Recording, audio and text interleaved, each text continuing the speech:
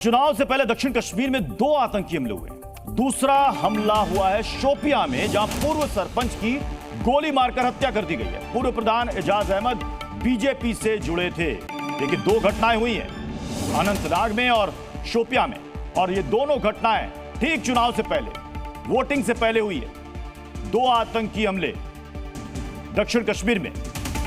शोपियां में दूसरा हमला है। पहली घटना हमने आपको दिखाई, जहां पर अनंतनाग में जो टूरिस्ट जयपुर से आए हुए थे, एक दंपत्ति, एक कपल, उनको आतंकियों ने गोली मारी, उनका इलाज चल रहा है। दूसरी घटना हुई है शोपियां में, जहां पूर्व सरपंच की गोली मारकर हत्या कर दी गई है। एजाज अहमद बीजेपी से जुड़े हुए थे। फारूक अब्दुल्ला इस घटना पर कुछ कह रहे हैं, उनके सुनते हैं। हाँ, और जिसमें मैं देख रहा हूं जो एक मेरे ख्याल से 2 जख्मी हो गए। लेडीज एक परा है and second one is Tabrez, they are injured. हाँ, they are injured. This is tragedy. It is affecting our very, हमारे जो टूरिज्म इंडस्ट्री है, इसको ये टारगेट कर रहे हैं, इसको खत्म करने की कोशिश कर रहे हैं। जो भी कर रहा है वो हमारे साथ इंसाफ नहीं कर रहा है।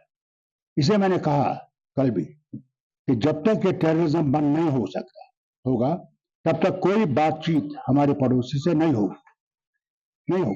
और पड़ोसी का इसमें कोऑपरेट करना पड़ेगा कि कौन है जो उनके जमीन से यहां आके हमारे बेगुनाहों को मार रहे हैं।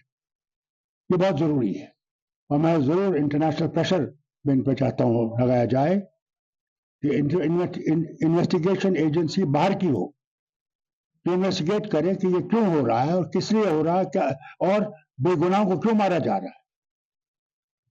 आप क्या कंडोलेंस मैसेज जो सरपंच, एक्स सरपंच, पहले तो मैं उसके मौत पे अफसोस करता हूँ, उनके खानदान के साथ हमदर्दी तैयार करता हूँ, और अल्लाह से मांगता हूँ कि उसको जन्नत फिरदौस में जगह दे के दीदार मोहम्मद अता करे और खानदान को सब्र के।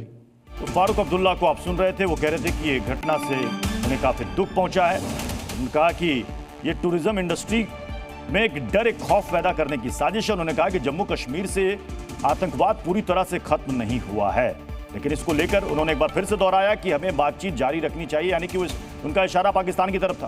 उनका कहना था कि हमें इस पर बातचीत करनी चाहिए ताकि इसका कोई समाधान निकले।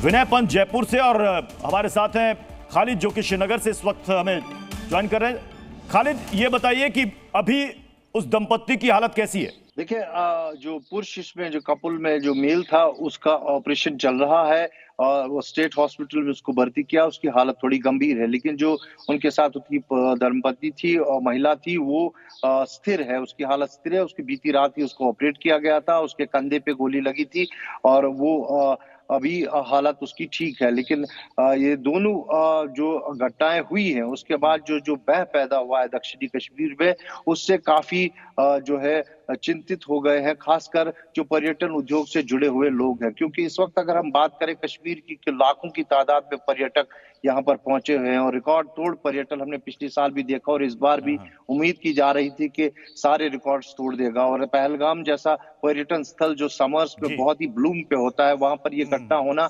काफी चिंताजनक है पर्यटन उद्योग के लिए।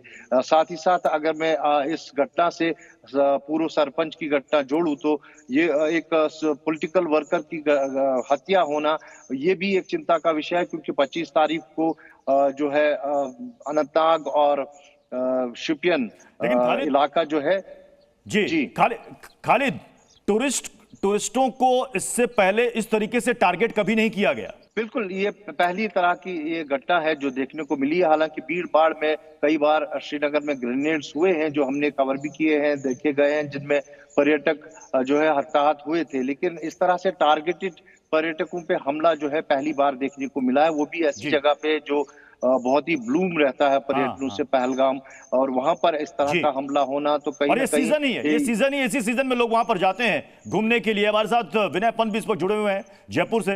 विनय पंत, क्या हालत है उस परिवार की? जब से उन्होंने खबर सुनी होगी, जाहिर सी बात है कि वो रो रहे होंगे। जी बिल्कुल, देखिए मैं इस समय पठानों का चौक में मौजूद हूँ और अनंतनाग में जो हमला हुआ है, जो यहाँ पे तबरेज़ और फ़राह उनके जो परिवार के सदस्य हैं वो हमारे साथ मौजूद हैं। तबरेज़ के पिताजी यहाँ पे हम उनसे बात करने की कोशिश करेंगे। सर, कब आपको पता चला हमला हुआ और किस तरह की अभी स्थिति है? आपकी बात लगातार हो रही है वहाँ जो लोग मौजूद हैं उनसे? हाँ, लगातार बात हो रही। 3 बजे ऑपरेशन हो चुका, बच्चे का हालत स्थिर है। बहू का ऑपरेशन चल रहा, कंधे का जो गोली लगी उसके। सर, पहली बार ऐसा हुआ है कि टूरिस्ट को आतंकियों ने टारगेट किया? कभी ऐसा नहीं हुआ कि टारगेटेड करके टूरिस्ट पर इस तरह से हमला किया जाता है? इसका तो कोई जवाब ही नहीं।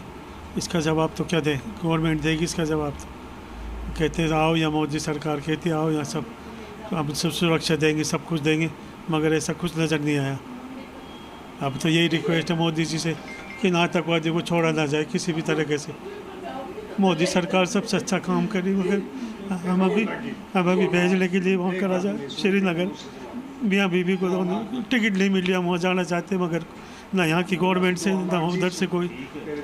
दिल्ली से भी खाली, यहाँ से भी खाली नहीं। दिल्ली से हम वहाँ जाना चाहते हैं बच्चे के पास, मगर कोई सतूना नहीं बैठ रहा, कैसे जाएँ?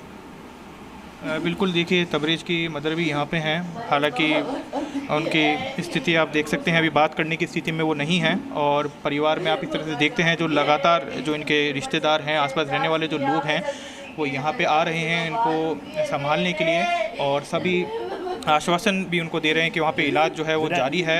परिवार की हालत हम समझ सकते हैं कि इस वक्त उन पर क्या गुजर रही होगी।